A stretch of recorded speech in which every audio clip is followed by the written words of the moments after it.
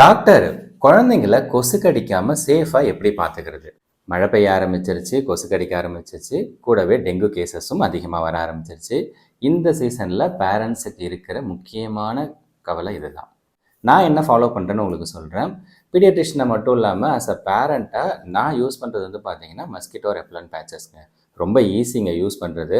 ரொம்ப ஒன்றும் இல்லை, ஜஸ்ட்டு நீங்கள் வந்து அதை எடுத்து குழந்தையோட ஸ்டாலரில், அவங்க ட்ரெஸ்ஸில், இல்லை அவங்களோட ஸ்கூல் பேக்லன்னு சொல்லிட்டு எங்கெல்லாம் கன்வீனியண்ட்டாக இருக்கோ அங்கே நீங்கள் வந்து ஒட்டிக்கலாம். ஸ்கின் கான்டாக்ட் தேவைப்படாது.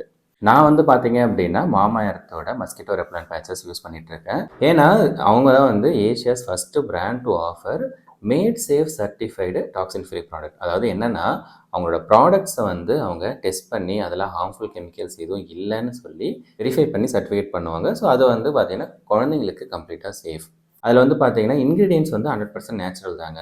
Eucalyptus oil, citronella, lemon grass அந்த மாதிரி இருக்குது. So no toxin, no harmful chemicals. And one more thing எனக்கு பிடிச்ச விஷயம் என்னென்னா அது வந்து கிட்டத்தட்ட ஒரு 12 ஹவர்ஸுக்கு கொசு கடிக்காமல் பார்த்துக்கும். ரொம்ப ஈஸியாக யூஸ் பண்ணிக்கலாம். சேஃபு சர்டிஃபைடு ப்ராடக்ட்ன்றதுனால இந்த மான்சூனில் நீங்கள் தாராளமாக யூஸ் பண்ணலாம்.